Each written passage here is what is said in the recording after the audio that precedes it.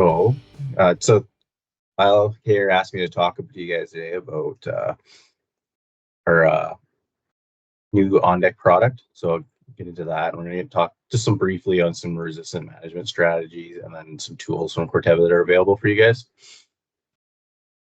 So I think changing. Here we go. So a little bit about Corteva. So at Corteva, we're the merged company of Dow DuPont. After the merger, we really brought together a really complementary portfolio of herbicides and seeds. So seed and herbicides are definitely our main focus. The areas we're kind of entering into a little bit more and more are fungicides. And then the newest addition has been the biologicals. And we'll see how we have time. I can go over what's kind of happening there if anyone's interested. But for the sake of time, I don't know if we'll get to that today, but we will see how things go.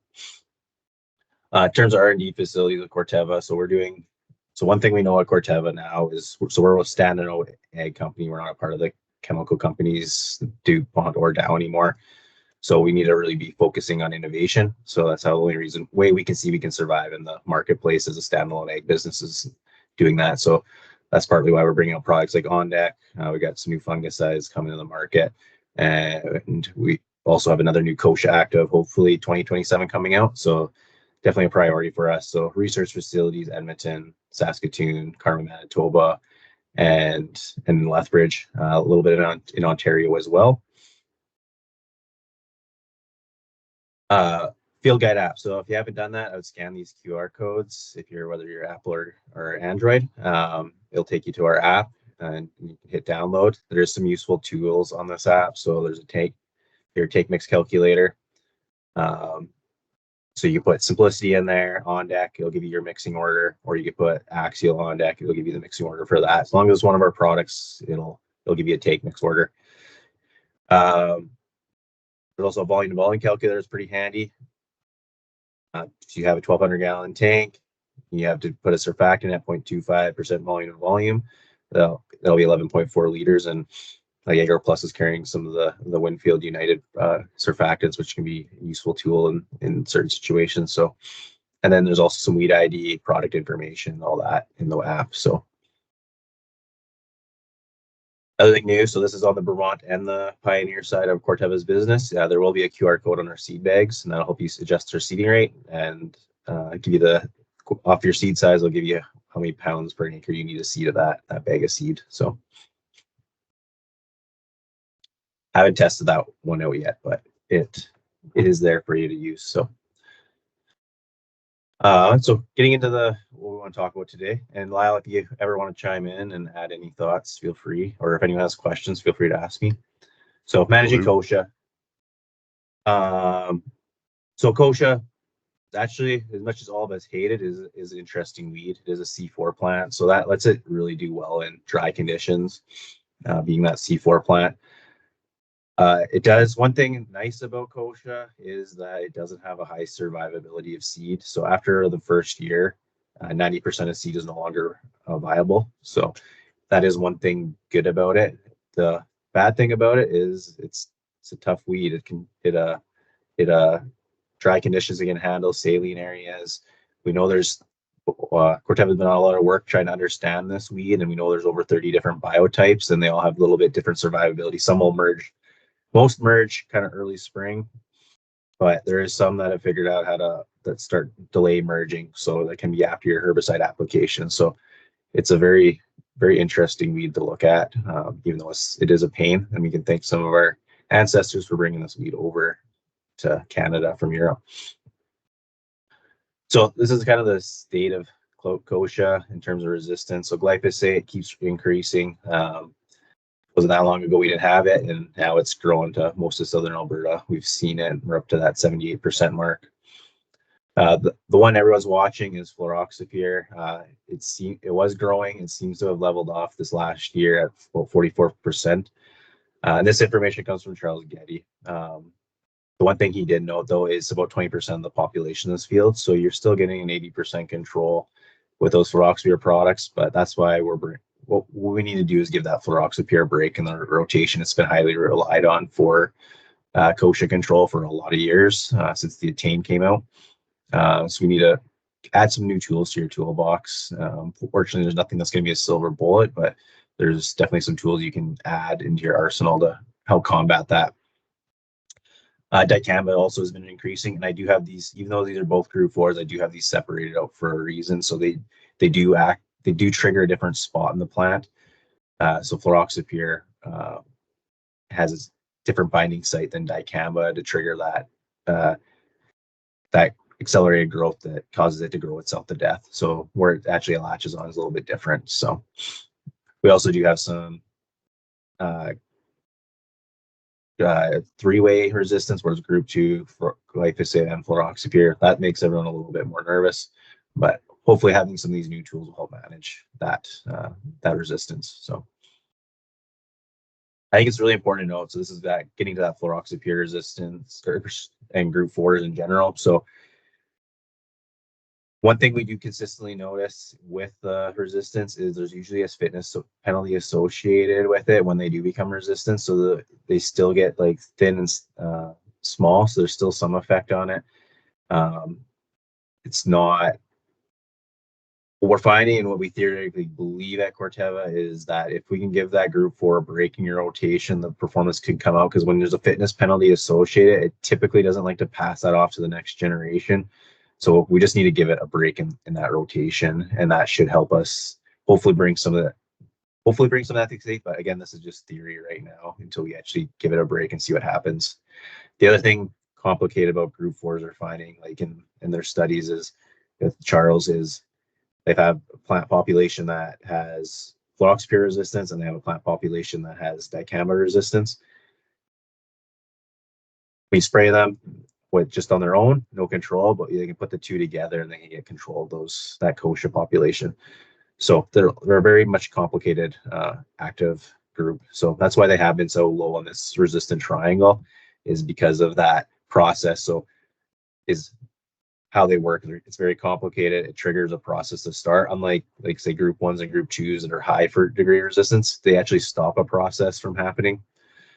So like a good example I like to use is, like, if everyone here probably has some coffee on them, someone that drinks a lot of coffee, you need to drink more and more to get that alertness and awakeness from it. So if you're someone that doesn't drink coffee, probably 1 cup, you're going to be a little bit wired, right? So your body essentially becoming resistant because it wants to go to sleep at the end of the night. So it's producing more sleep hormones to combat that.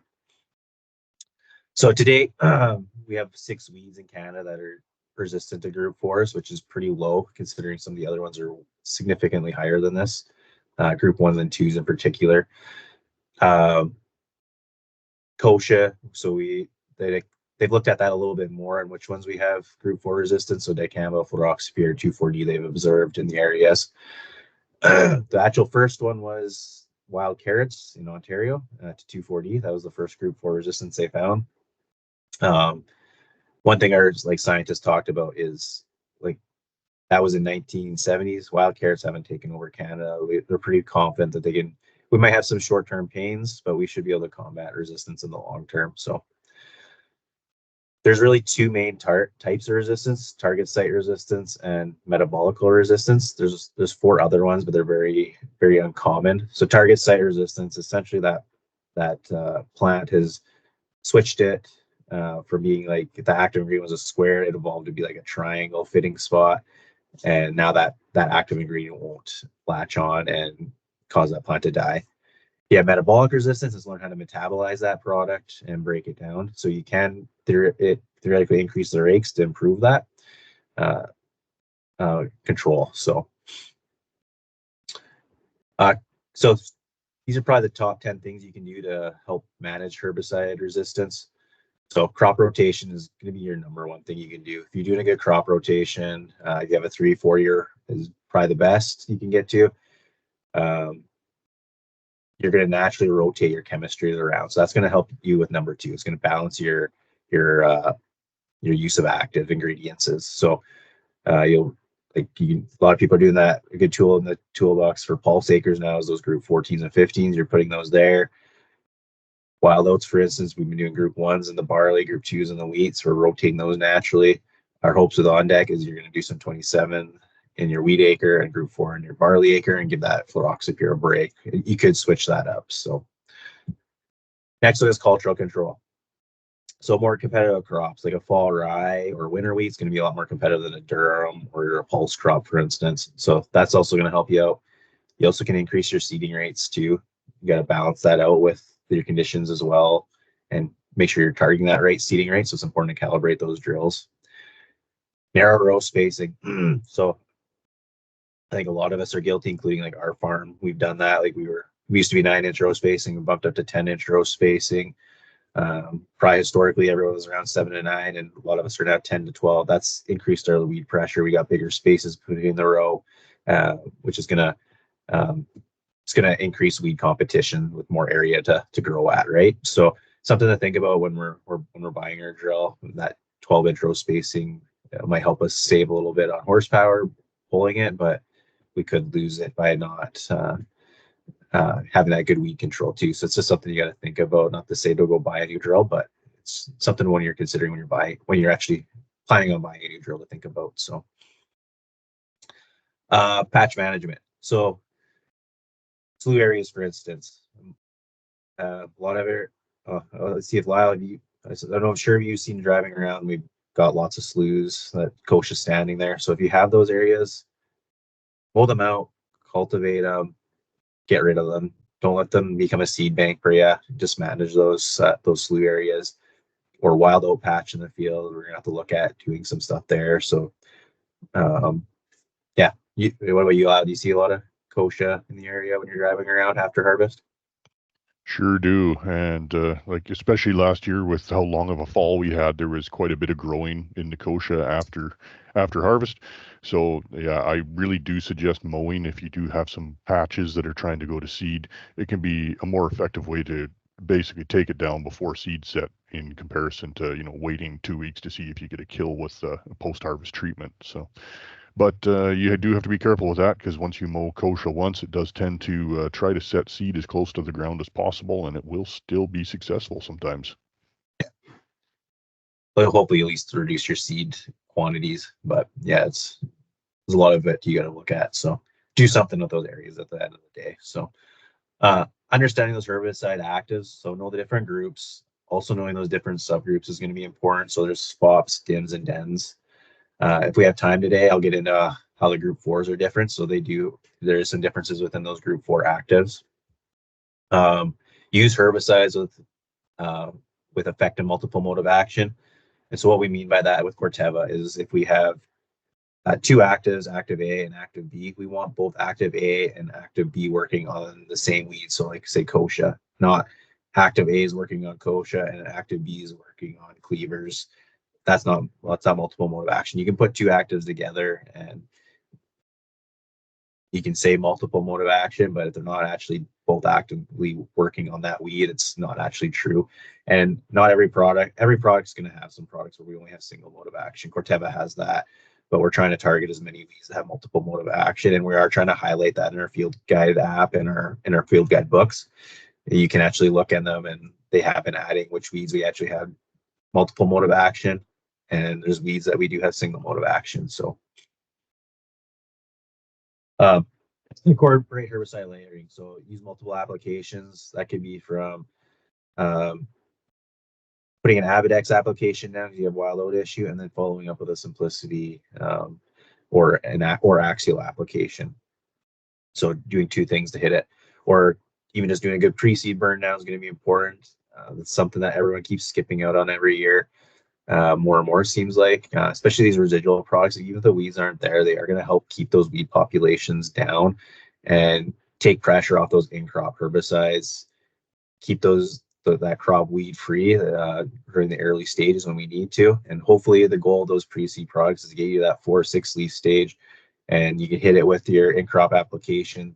The weeds will be a little bit smaller, the populations won't be so high, and it's going to be right before your canopy closures and most ideal conditions, and help block off any additional flushes after that in-crop application. So apply the herbicide correctly, right rate, right time, right product you need to pick. And even I should have on here, right water volume, right nozzle selection is going to be also important. So, and then just keeping notes of those pre and post applications. So Anything you want to add to that, Lyle?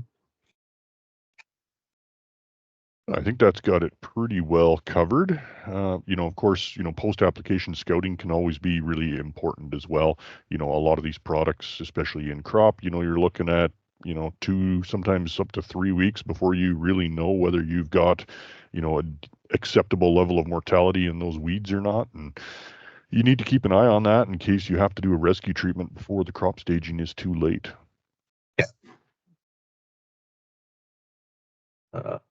So ideal rotation. So I want to throw this in here. Like this is what we're kind of hoping to get you guys to. So wheat acre, we've been doing a really good job with doing a group 2 in wild oats, group 1 the barley for your grass management.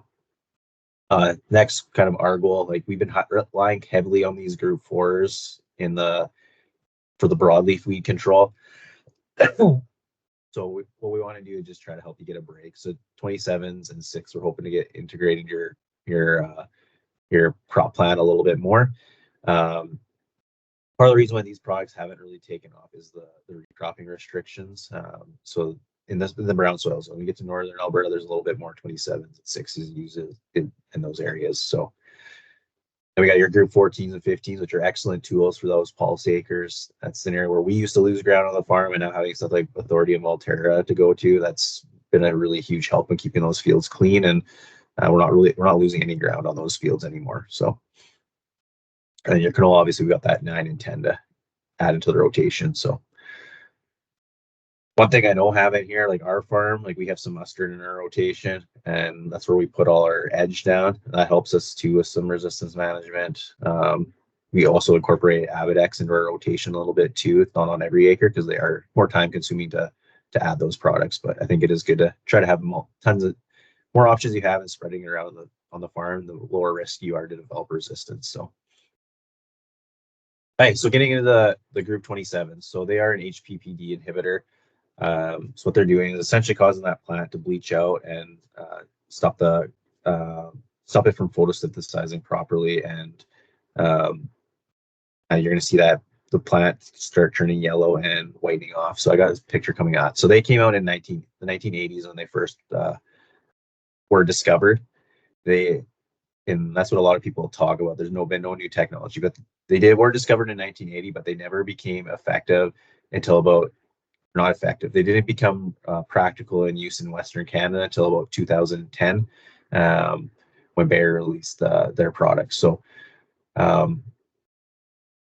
they are relatively new in use for the Western Canadian market. So yeah, they're old, but they're new for us. So this is what you're going to typically see for symptomology is this whitening of the leaves. You're also going to see some yellowing, and then you're going to see in a process where it's going to start browning off. And so for me, what I've been seeing too, it's going to, like kochia, I saw some 4 days later, they were completely burned off. Every one of them was showing symptomology of that. Some of them took about 2 weeks even to fully burn off. So it does take longer in some for some reason. I don't really have an explanation why. It's just something I observed in the field last year. So, so as of right now, so we get into resistance. Nothing has been confirmed in Canada. There is one weed in the US that they have found metabolic resistance to it in 2015. But as of right now, there's pretty low amount of resistance with group 27. So it should be not a concern for anyone here. It's not been used very heavily. So again, bringing this tool out, we don't want to switch all the acres over to that. We want to incorporate it into your current rotation and just give some of those other products a break. So we don't want to just flip all your cereals to group 27 now that we have this. That's just going to put us in a similar situation down the road where we're in right now. So get into the OnDeck into the field. So this year, last year we had mainly cases available. There was the odd tote we had available. Totes will be a lot more abundant, 1,280 acres, and then 240 acre drums for this year. There is a flexible rate in it. So most of you will probably do 324 mils per acre. If we get into any situations where we got really high weed pressure or the conditions are a little bit tough, there is the option to increase the rate to 435 mils an acre. So in terms of like acres, that'd be 20 acres a jug or 40 acres a case for that standard rate. And then to increase the rate, that bring you up to 15 acres a jug or 30 acres a case. So there's a little bit of flexibility in this product. So on label, 5 to 20 gallons per acre you can go at. We would recommend 10 gallons an acre. I'm going to get into why we want to see that. As far as tank mix options, all the graminicides, all the major graminicides are on label right now. We are going to be adding more to it. Like last year, like Puma wasn't on the label. We did have some guys do it. There's no concerns there. They just need to have enough data points to support that. So 240 MCPA, MSOs, AMSs, you can also add to it. I did play around with this a little bit. I'll talk about where I think they might have some fits in this. AMS I did a little bit with this year. I didn't see any added benefit by adding it. So this is where OnDeck is going to shine, is our recropping restrictions the next year. So we have no recropping restrictions with any of the major crops right now. So it's not on the list right now. We might not have testing. So like lentils, you can do the following year's peas. So that's something not all the Group 27s can offer in the industry. So most there is going to be some restrictions on those crops. One crop that isn't on here, and I'm hoping to get an update here soon, is chickpeas. We're just finishing up the recropping work. So Corteva is very conservative when it comes to these recropping restrictions. So that they want to have enough data to support that. And that may come off this year if they feel they have enough data to support that. So they want to be extra cautious with that. The other one probably for this area that's missing would be sugar beets. If any of you are sugar beets growers, they just started doing the work on that. Here the US has 1 year of data, and Canada's going to be doing data test or trial testing here this season. So that we don't know yet. So it would be a 2-year recommendation at this time until we know more. So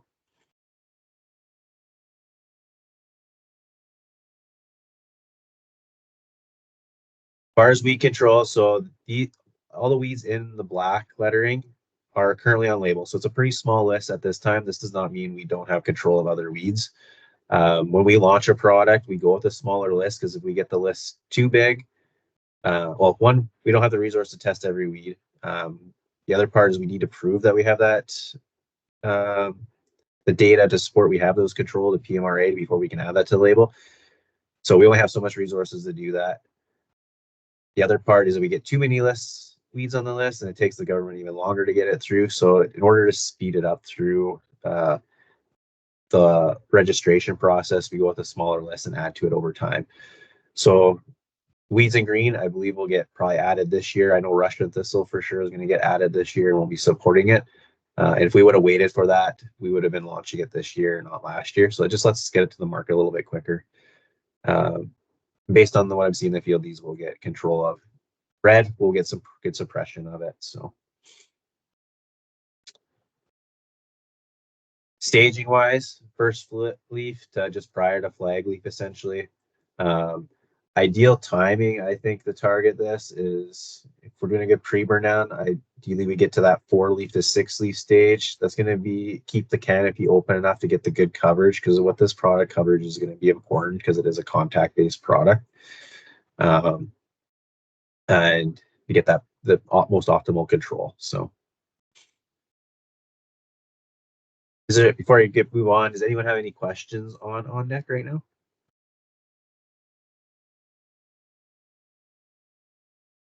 Okay, I'll get into it. So just some strategies on how to use it effectively. So doing a good pre-burn now is going to be really important, because this is a contact-based product. So one of the challenges with contact products is it doesn't move into the root system. So if that root plant gets too big, it'll burn off that top. And if we have the right conditions, it can regrow, because it won't move into that root system, where a systemic product will actually move into that root system. So we need to target smaller ones, so that there's not enough energy in those roots to regrow. So we want to target smaller ones. We don't want to target these really big 12-inch, 8-inch tall kochia plants. So in terms of efficacy, so when we look at all the 27.6s, the efficacy is essentially the same. So competitors, 94.4% control. OnDeck at its standard rate, 94.8. We can also do OnDeck with an MSO. So like Journey, Destination, that are carried through AgroPlus. You could add those at I do at just 0.5% volume to volume. We're seeing no difference between 1 and 0.5%. That'll just bring up the consistency of your control, is what we're finding. It doesn't really, not a huge bump up in the level of control, but when you're in those tougher conditions, so hot, dry out, or if it's high populations, adding that MSO can help you out and with improving your consistency, or we can increase the rate of it. So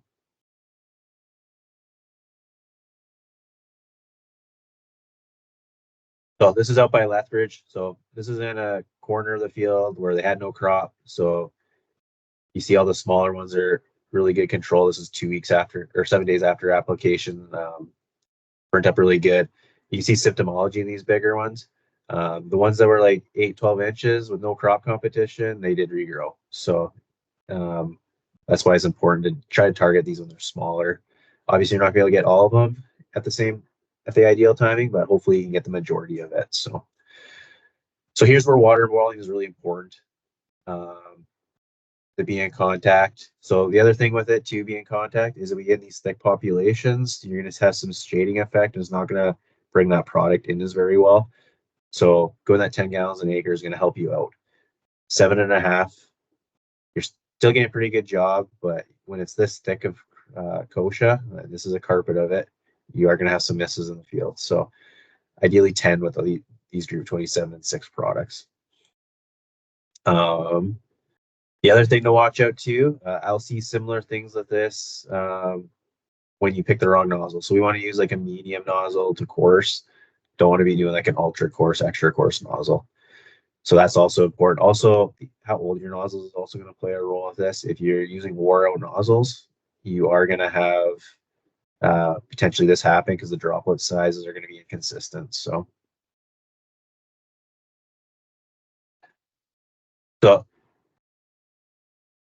this is actually on our farm. So if you're having like populations that are just here and there, you probably can get away with doing 7.5 gallons.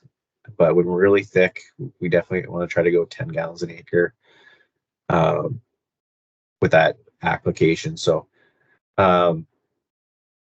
this is about as big a size as I want to get. So this is around 4 inches tall. So that's roughly about the size, the maximum size I want to see with spraying this product. Once we get any bigger, we're going to run into risk of regrowth depending on crop conditions. So this guy, we did have a little bit higher look. They got a little bit bigger on us, so we did increase the rate of OnDeck to that 435 mils, and we did see an increased level of control. So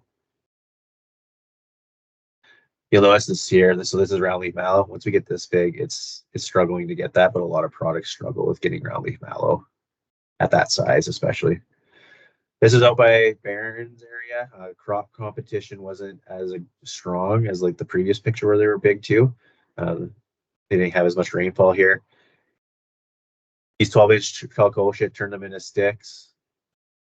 And then we had a little bit of a rain 5 days later, and they did start regrowing. So we don't want to get into that situation. So we want to target them smaller. This is out by Milk River on irrigation. So again, these were too big. It was similar to the last field, but the thing that saved them is it was on irrigation.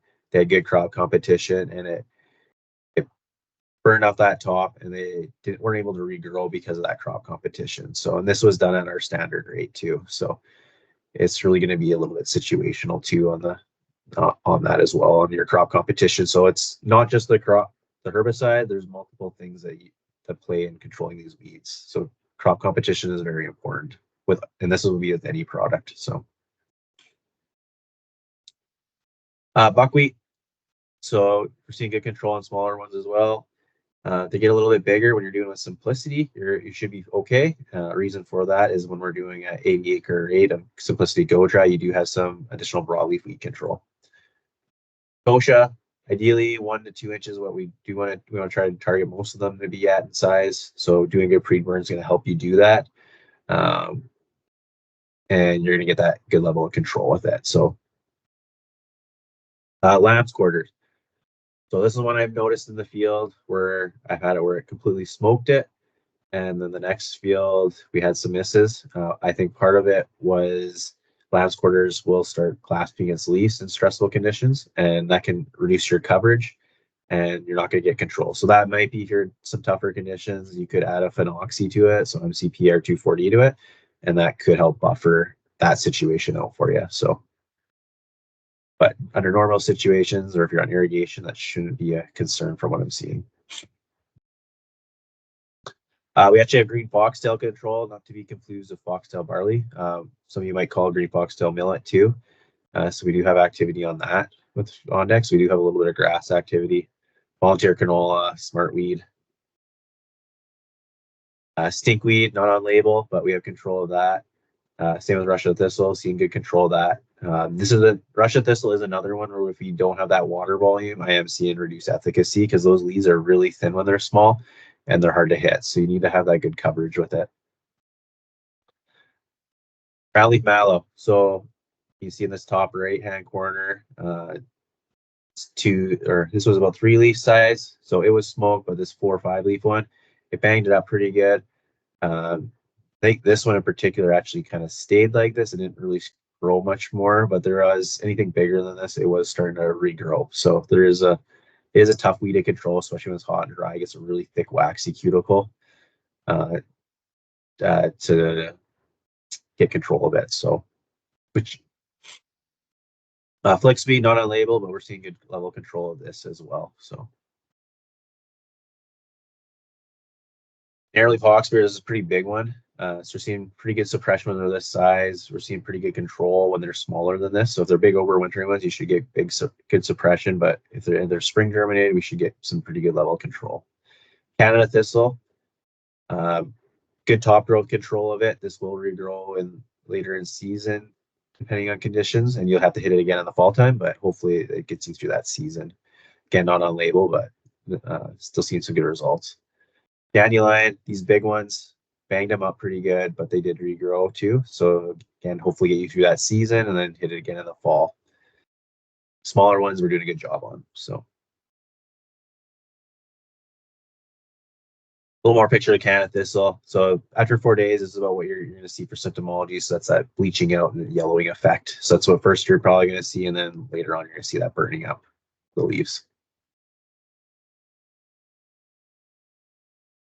So again, going to that recropping restriction. So topirolate, which is an OnDeck, we have a 3 to 20 day half-life on that. So we have a lower half-life.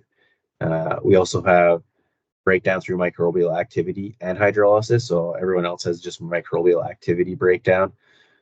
We also are more mobile in the water. So we don't need as much water to move that product around in the soil to help increase microbial breakdown and which increases the level of breakdown on that product. So where pyrosulfatol 7 to 30 days, and then the newest one is actually even a higher residual in that product as well. So these are some trials we did out in actually the Lomond area, so very dry area. We went at 3 times our labeled high rate or 4 times the rate of our standard rate with no carryover with lentils and peas versus the competitor at 2x their rate. They did have significant carryover and plant stand loss. And we also seen bleaching out in the peas as well. So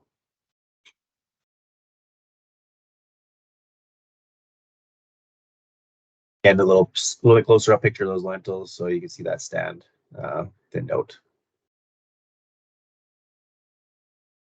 So kind of take home with this product is make sure you have good coverage with it. Try to target smaller weeds. It's gonna be a nice tool to manage that kochia here on the farm.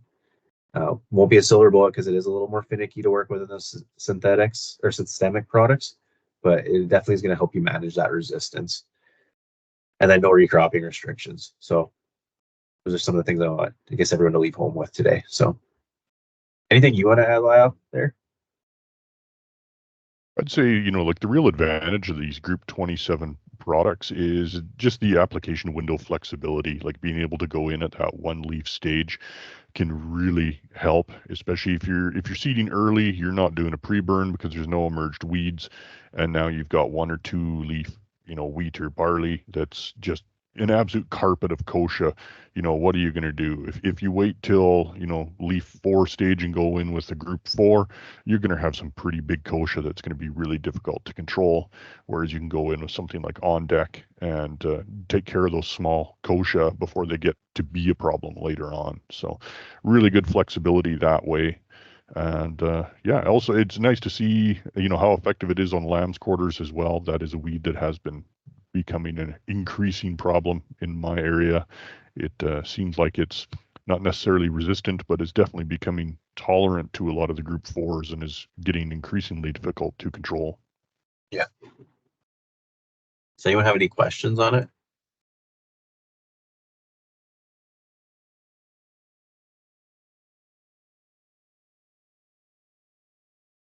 How are we doing for time? Lyle, do we want to try to wrap up here? Yeah, we can definitely do that. Let's see, we've been going for about 35 minutes or so now. So yeah, we can wrap it up if you're done, I suppose. That's it. I do have some new products we can talk about quickly if everyone wants to hear it, but I'll kind of let the group decide what they want to do. So yeah, we can hear a little more, sure. Yeah. I'll skip over these group 4s.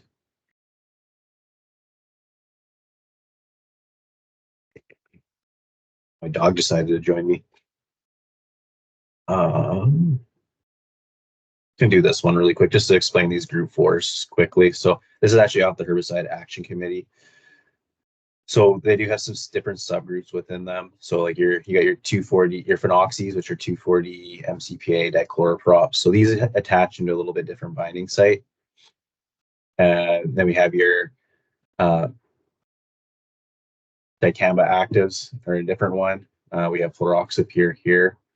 Our Arlex is in a different subgroup. And then you have your benzoic acid and your quinclorac. So all those are different binding sites. We know at Corteva that there's 6 different binding sites within the group 4 categories. Here's go back here. So these are the ones here. So your dicamba, your quinclorac, your phenoxys, your haloxafen, your fluroxapyr. We know there's 6. We believe there's up to 10 different ones. Just a good example I like to use with guys. I'm sure everyone's sprayed Launtrell in their crop group 4. No issue, right? You go spray 2,4-D in your canola, not such a good day, right? You're gonna have some injury there. So they're not all exactly the same. So some new products from Corteva. Straxan. We're launching this year. This is our seed treatment. So Straxan is going to be our entry-level seed treatment. It's going to be tebuconazole, difenoconazole, and metaxyl. So limited this year, but we are entering that seed treatment business a little bit more. Part of it. Can I butt in for 1 second there, Brent? Yeah. Do you have any of that we can get our hands on? You guys should have some. I have to check what I've been told is it's been first come, first serve. So it just started showing up a week ago. But yeah, you guys should have access to it. Okay. Just talk to Winfield about it. So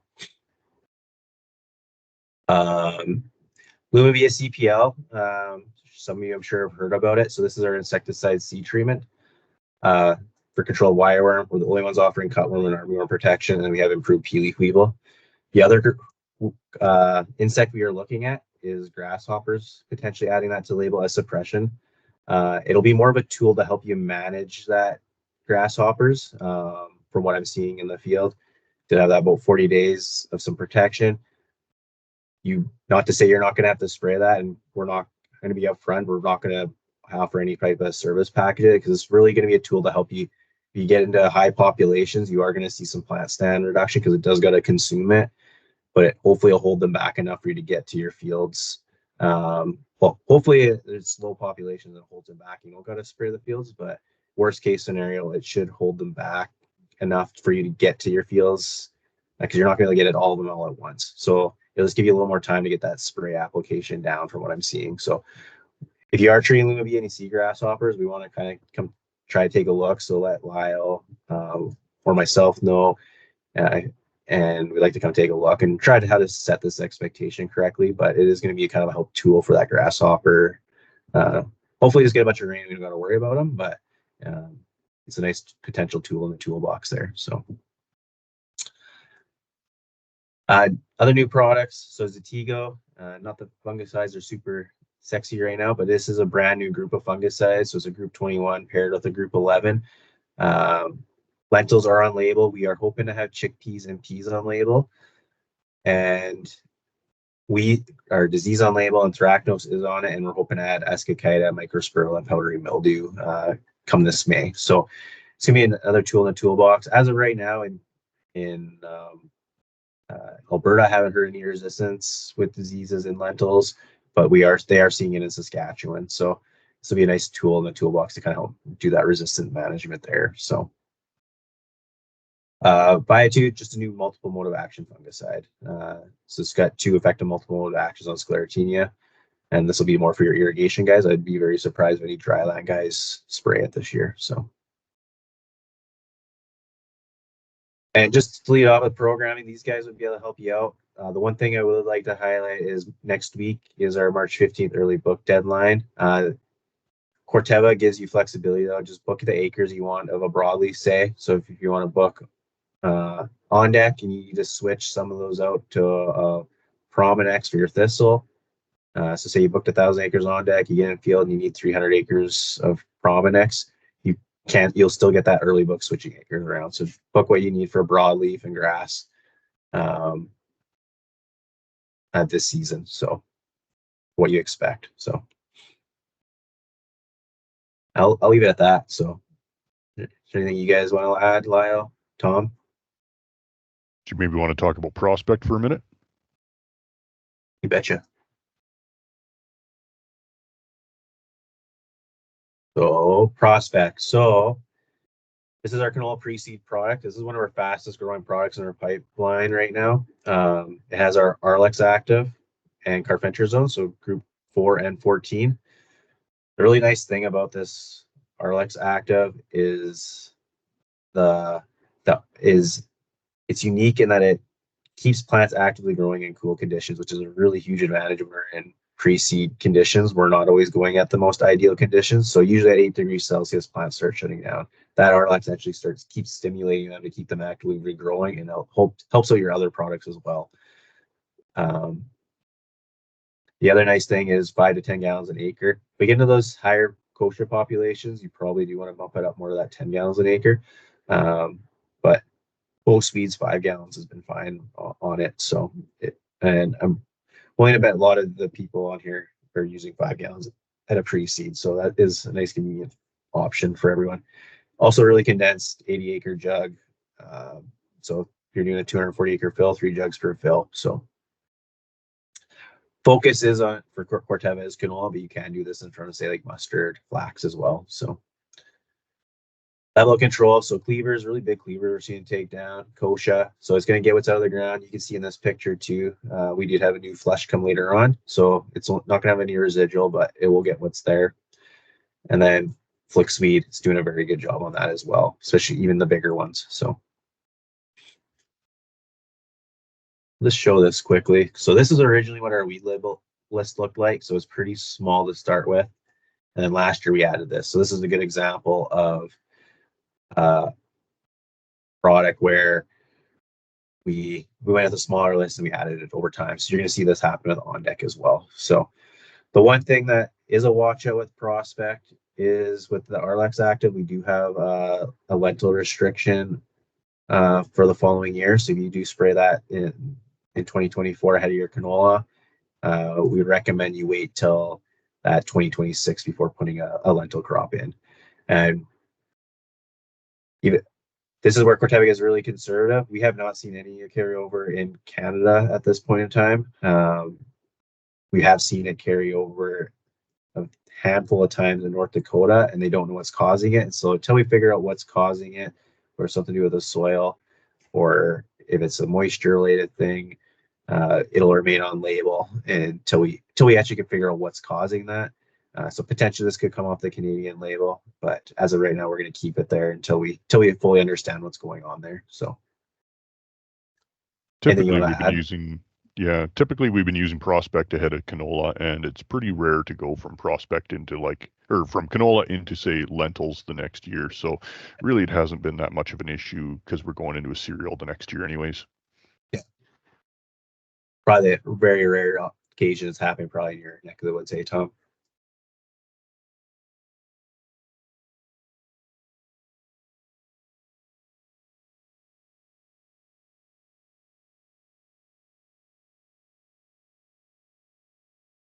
Um,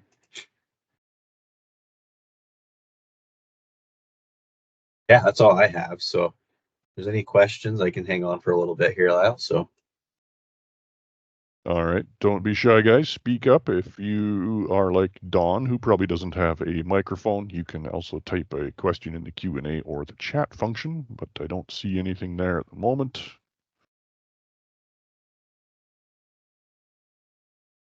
Yep, nothing there. All right. Last chance. Any other questions? Ernie, I know you have a mic.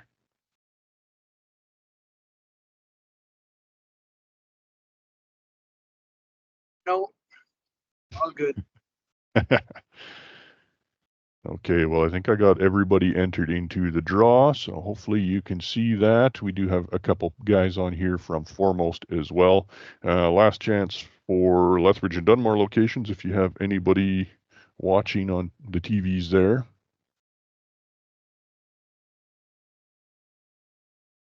Guessing that's a no. All right, well, let's spin and see who's the winner today for 80 acres worth of Prospect.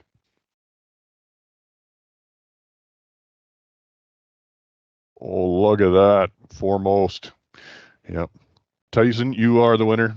You can bug Tom to get your jug of Prospect.